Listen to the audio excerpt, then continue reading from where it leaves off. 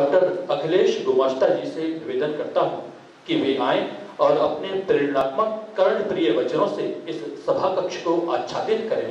हृदय हृदय में उतरना कमाल होता है, पूरी धरा में बिखरना कमाल होता है। बुलंदियों पर पहुंचना कोई कठिन काम नहीं, पर बुलंदियों पर ठहरना कमाल होता है।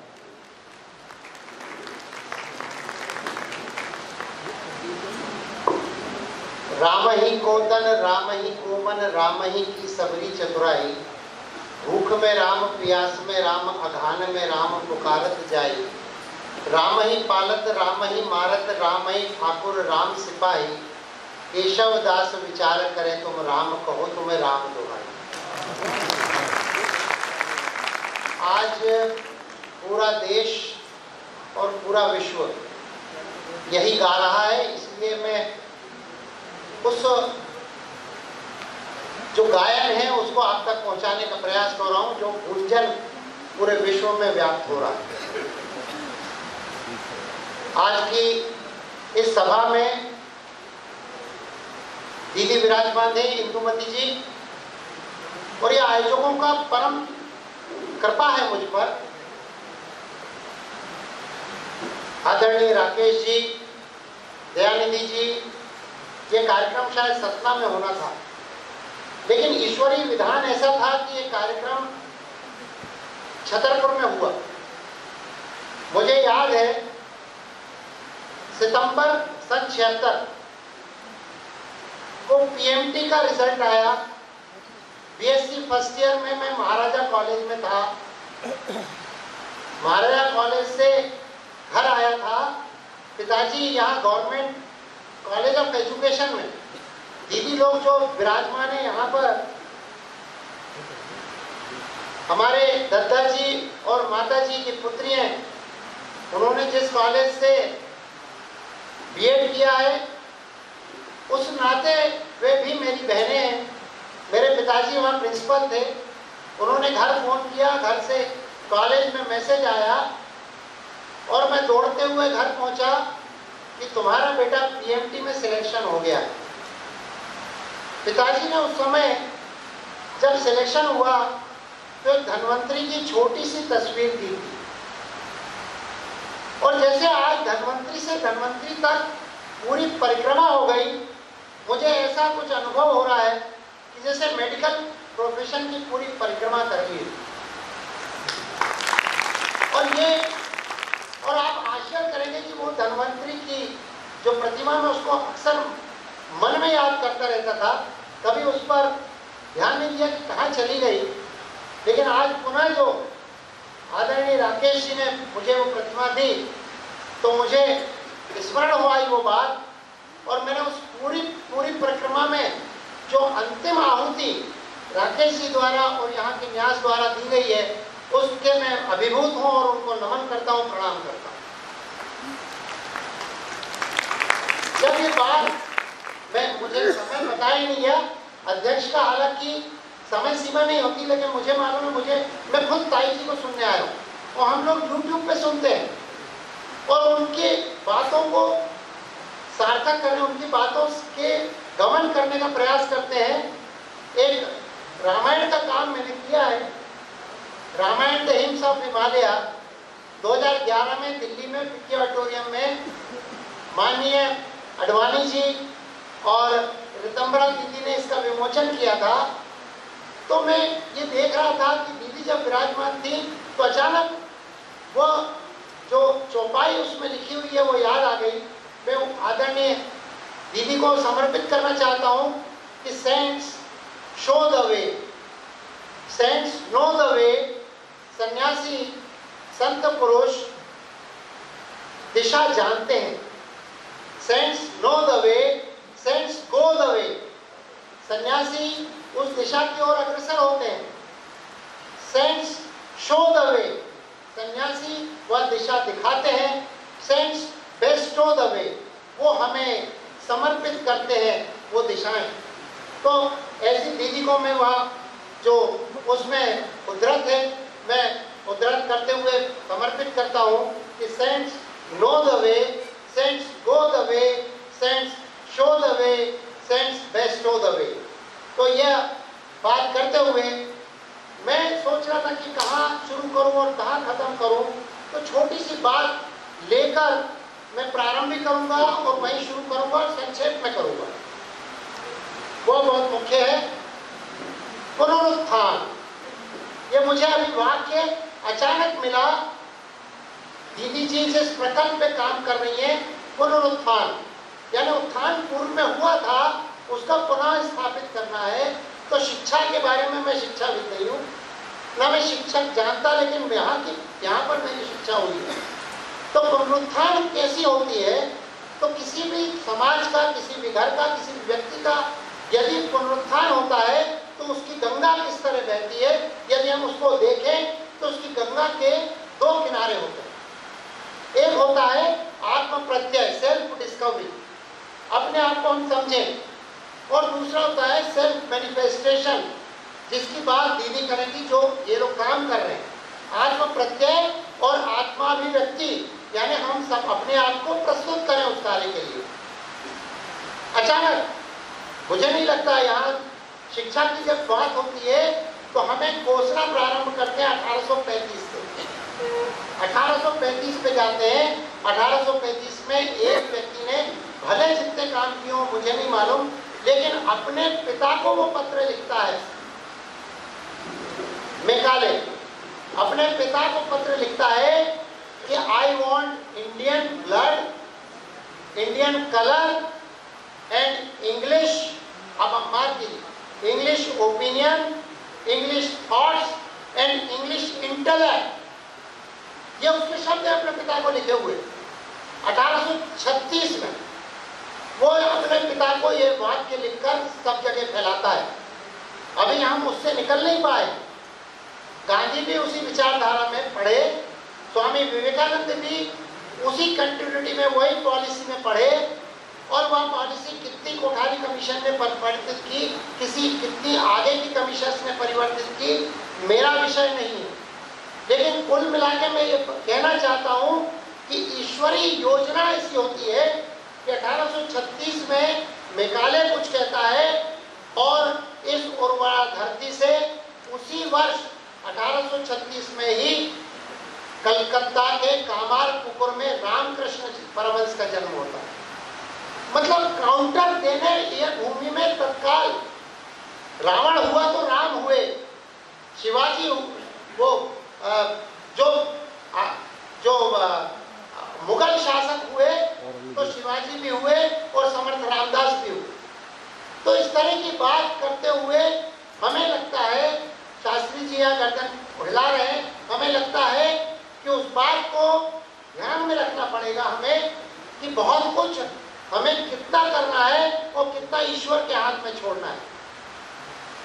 दूसरी, मैं यहाँ, मेरे क्लास फेलो भी एक दो बैठे हुए हैं, यहाँ प्रोफेसर हैं SN खरे और भी लोग बैठे हुए हैं। 10th क्लास में मैं यहाँ था, 10वीं कक्षा में सब हाफ ईयरली एग्जाम में फेल हो गया, और 10th की जो फाइनल एग्जाम थे उसमें मैं फर्स्ट मतलब स्कूल में फर्स्ट रैंक आई, महाराजा कॉलेज क्रमांक 1, स्कूल क्रमांक 1। इस बीच में एक घटना हुई, उस घटना को उल्लेख इसलिए करना चाहता हूँ कि हमारे जीवन में क्या शनै शनै विकास होता है कि अचानक कुछ हो जाता है।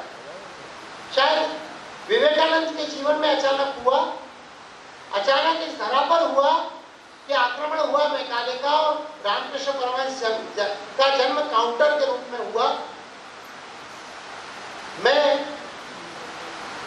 यहाँ बैनर्जी टूर्नामेंट होता है, स्कूल से गोल मार के बैनर्जी टूर्नामेंट में गए।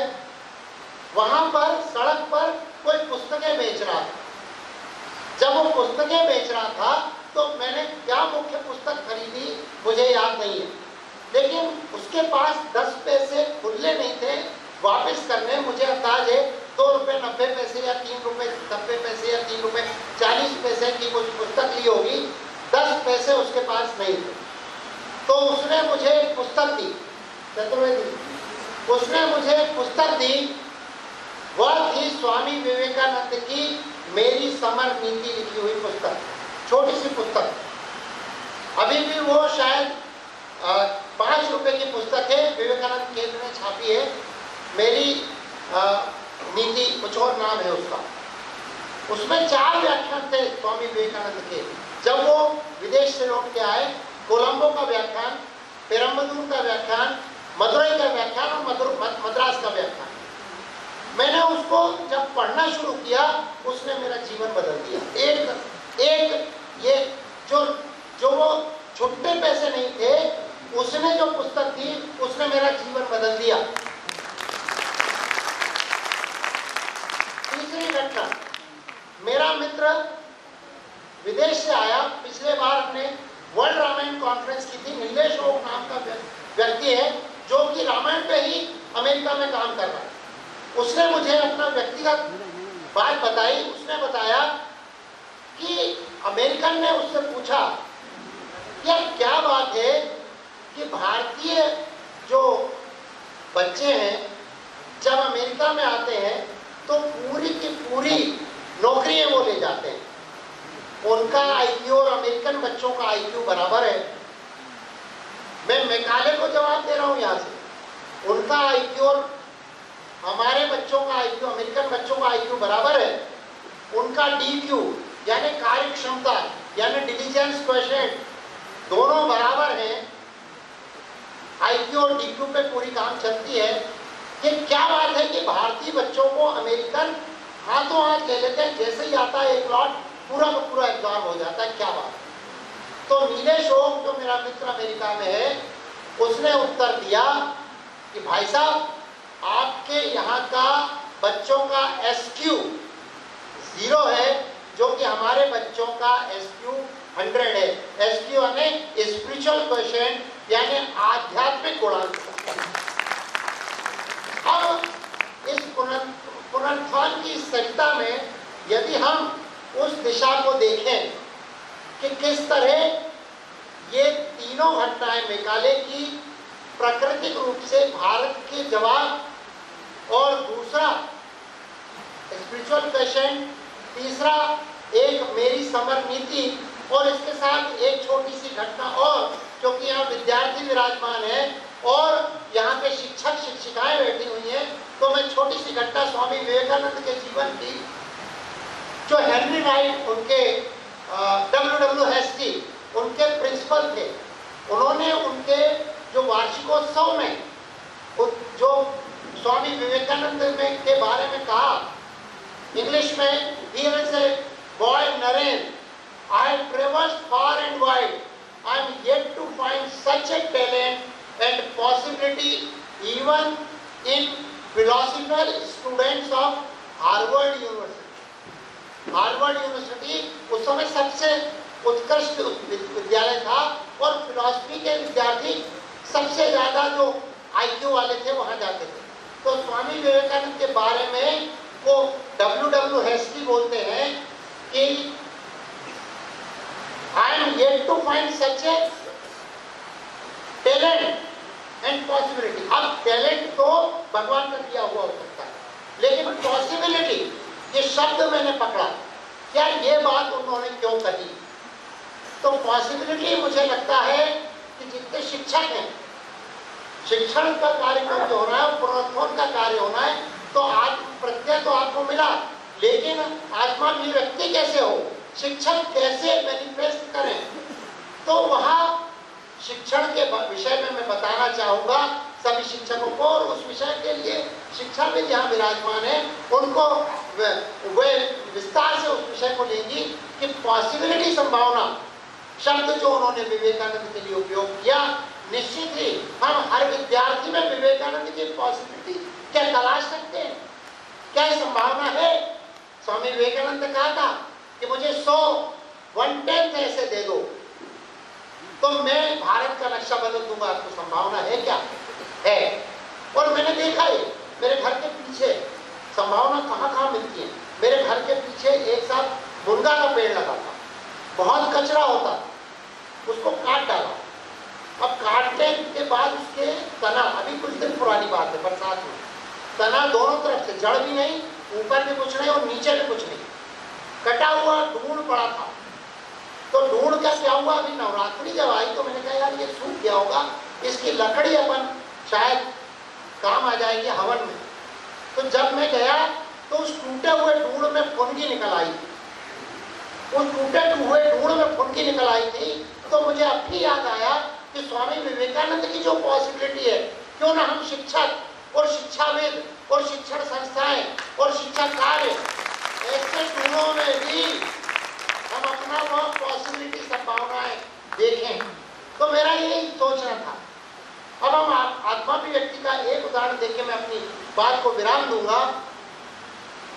मेरा बेटा, अब मैंने कहा भाई आप अपन को इतिहास तो मालूम हो गया, लेकिन अपन किस तरह क्या करें कि आगे जाए, अपने सही अपने द्वारा हम क्या कर सकते हैं। दयानिधि जी, तो हुआ क्या कि मेरा बेटा 4 साल का था। 4 साल का था, हम रात में कहानी सुनाते थे। तो राम जी की एक दिन कहानी सुना रहे थे कि फिर राम जी को 14 वर्ष का वनवास हो गया। तो राकेश जी जब उसको बताया 14 वर्ष का वनवास हो गया, तो उसने पूछा पिताजी आपके सबके बच्चे ये प्रश्न करेंगे। उसने मुझसे पूछा पापा 14 यानी कितने होते हैं? मैंने बोला 14 होते हैं बेटा। वो समझ गया और सो गया। और मैं समझ गया और सो नहीं पाया, क्योंकि जिस बच्चे को, जिस पीढ़ी को 14 का मतलब नहीं मालूम, वो रामचरितमानस आगे क्या पढ़ेगा। मैंने सोचा कि गोस्वामी तुलसीदास जी की जो कालजयी, ये जो विधा है कालजयी जो रामचरितमानस लिखी है, क्या यहीं तक है, क्या अगली पीढ़ी तक नहीं जाएगी। मैं इंग्लिश के प्रोफेसर से मिला, 2000 में ये बात हुई थी। इंग्लिश के प्रोफेसर से मिला और भी लोगों से मिला, साहित्यकारों से मिला, दिल्ली में JNU के भी प्रोफेसर से मिला, जाकर आना होता था कॉन्फ्रेंसेस में।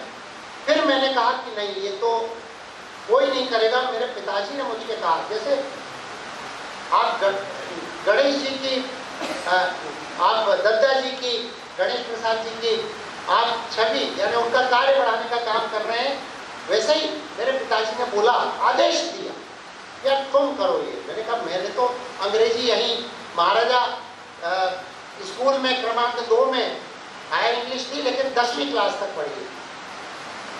और आप ईश्वर की इच्छा देखिए कि आज ये 800 पेज की है, ये वर्ल्ड रामायण कॉन्फ्रेंस में छोटी सी छपी थी, 800 पेज की है। इस पर चंडीगढ़ में, लखनऊ में और जबलपुर के विश्वविद्यालयों में PhD विद्यार्थी कर रहे हैं। अब आप बताइए कि 10वीं क्लास का महाराजा स्कूल से निकला, पॉसिबिलिटी। तो ये फिर मैंने ही लिखना शुरू किया। तो इन पर तो इंग्लिश में ये आई। और इस तरह मैं सोचता हूँ कि हम यदि आत्माभिव्यक्ति का कोई रास्ता चुने, तो मुझे लगता है जब मुरारी बापू जी ने तुलसी अवार्ड दिया और उन्होंने पूछा, मंच से ही ये प्रश्न किया कि तुम तो प्रोफेशनल व्यक्ति हो, क्या मरीज नहीं आते तुम्हारे पास? तो मैंने कहा नहीं बापू, हमारे सबको ये जो करना चाहिए, एक हाथ से प्रोफेशन हाथ रखो, दूसरे हाथ से रामायण, दूसरे हाथ से अपना पैशन रखो। मेरा प्रोफेशन मेडिकल है, मेरा पैशन रामायण है। एक हाथ से मैं रामायण पढ़ता हूँ, एक हाथ से मैं प्रोफेशन का काम करता हूँ। जब प्रोफेशन का काम पूरा हो जाता है, जैसा कि रामकृष्ण परमहंस ने कहा था, एक हाथ से अपना काम करो, दूसरे हाथ से ईश्वर को पकड़े रहो। जब काम पूरा हो जाए तो दोनों हाथ से ईश्वर को पकड़ लो। तो ये प्रेरणा देती कौन सी बातें हैं? ये सब वो बातें हैं जो हमें शिक्षा में, हमारी आध्यात्मिकता निश्चित ही हमें डाल के रखना ही पड़ेगी। बिना उसके ये कार्य हो नहीं सकता। ये एक पुस्तक, हालांकि इसका विमोचन नहीं हुआ है, लेकिन मैं न्यास को देना चाहता हूँ, इटर्नल गीत ऑफ भगवद गीता। प्रत्येक मंत्र पर एक कुछ हाइकू लिखे, इस तरह 2600 हाइकू हैं। मैं उस अंतिम हाइकू को आपके पास प्रस्तुत करने के पूर्व आत्माभिव्यक्ति का एक बात बताना चाहूँगा कि मुझसे लोगों ने पूछा जब रामायण पूरी हो गई तो लिखना तो पूरा हो गया, लिखना तो पूरा हो गया। लोगों ने पूछा अब रामायण लिख दी, अब तुम क्या करोगे? अब क्योंकि 5-6 घंटे उसमें लगते थे, अपना व्यक्तिगत समय देना पड़ता था, खाली हो गया था। तो लोगों ने पूछा तुम क्या करोगे? मैंने कहा अब आत्मा व्यक्ति का समय है, अब सेल्फ मैनिफेस्टेशन का समय है, मैं अब उस रामायण को पढ़ूंगा। मैं पढ़ूंगा तब तक पढ़ूंगा जब तक रामायणमय जीवन ना हो जाए। लेकिन भाई साहब, हमारे एक उदाहरण अचानक याद आ गया, मैं उस उदाहरण को बताऊंगा। हमारे एक मित्र हैं, उनके घर अखंड रामायण थी। अखंड रामायण का पाठ हो रहा था, मुझे भी बुलाया था। मेरे को जौनपुर में लोग समझने लगे, शास्त्री जी मुझे बुलाते हैं रामायण में, जहाँ भी होती है। तो मैं गया, मैंने पूछा कि इतने सब जगह झंडे फहरे हुए आपके, तिकोने झंडे, समर्थ रामदास जी के दिए हुए तिकोने झंडे पूरे घरों में लगे हैं, आपके पड़ोस वाले घर में ये रामायण का झंडा नहीं लगा है और अखंड रामायण आप कर रहे हो, क्या बात है? ये कोई विधर्मी का घर है? उन्हें बोला आपको नहीं मालूम अखंड रामायण क्यों हो रही है? मैंने पूछा क्या बात है, क्यों हो रही है? बोले साहब ये पड़ोस में है ना, हमारे बड़े भाई साहब रहते हैं, इन्हीं से 25 साल से केस चल रहा था, हम जीत गए, उसके अखंड रामायण। हमने कहा भैया तुम 25 साल पहले अखंड रामायण कर लेते तो आज ये नौबत नहीं आती, 25 साल आपको महाभारत नहीं करना पड़ता। तो मुझे लगता है हम पढ़ें, जो शिक्षा करें, ग्रहण करें, उसका आत्माभिव्यक्ति होनी चाहिए, वो उतरना चाहिए। रामायण में जीवन ना हो तो रामायण लिखने का, रामायण पढ़ने का, सुंदरकांड पढ़ने का कोई उपयोग नहीं है। मैं अंतिम छंद जो कि समर्पित करता हूँ इस मंच को, जो कि हाइको लिखा है, आप सब उस मंत्र को, जो कि ये जो संजय ने धृतराष्ट्र से कहा है, अंतिम यत्र योगेश्वर कृष्णो यत्र पार्थो धनुर्धर तंत्र श्री विजयो भूतिर ध्रुवा नीतिर मतिर्म। ये मेरी नीति है, ये मेरा सोच है, ये मेरा विचार है और यही मेरा विचार भी है। मैं हाइकू अंत में देता हूँ आपको। इस पर जो हाइकू लिखे हैं वो अंतिम हाइकू पढ़ के मैं अपनी बात को विराम करूंगा, इस मंच को धन्यवाद दूंगा, ये कहते हुए कि आपने मुझे यहाँ बुलाया तो मैं उपकृत हुआ हूँ। मैं अपनी इस भूमि पर, जहाँ जैसे उज्जैन जाते होंगे कृष्ण भी अभी भी कभी कभी हो सकता है गुपचुप कृष्ण जाते होंगे और सुदामा आश्रम में जाते होंगे, तो मैं भी अपने घर में आया हूँ, यहाँ अपने, जहाँ पर अपने उसी आश्रम में आया हूँ जहाँ मैंने उस प्रारंभिक शिक्षा ग्रहण की है। तो यत्र योगेश्वर कृष्ण यत्र पार्थो धनुर्धर, जब संजय कहते हैं कि जहाँ कृष्ण है वहाँ विजय है, क्या शिक्षा में इस कृष्ण को हम, इस कृष्ण की, इस राम की उपादेयता को हम डाल सकते हैं? क्या आध्यात्मिकता को अंदर डाल सकते हैं? तो उसके विषय में सिर्फ एक हाइकू काफी है। भारत की चिरंतर आध्यात्मिक सत्ता को प्रतिपादित करने के लिए मैं प्रस्तुत करता हूँ। एनिमीज एरे टफ, यानी आपके चारों तरफ एनिमी है, शत्रुओं ने व्यूह रचना कर ली है। Enemies are tough against me equipped with desponding bluffs, bluff के साथ, यानी झूठ के, पाखंड के इस ब्लफ्स के साथ अभिमन्यु को तब तक मार चुके थे, ब्लफ्स के साथ हमको चारों तरफ से घेर दिया है। तो क्या enemies are tough against me equipped with desponding bluffs, उनके पास जो आयुष हैं, जो शस्त्र हैं, वो ब्लफ के शस्त्र हैं। उसका उत्तर क्या है? गॉड इज इनफ, ईश्वर ही पूर्ण है, ईश्वर ही पूर्ण है।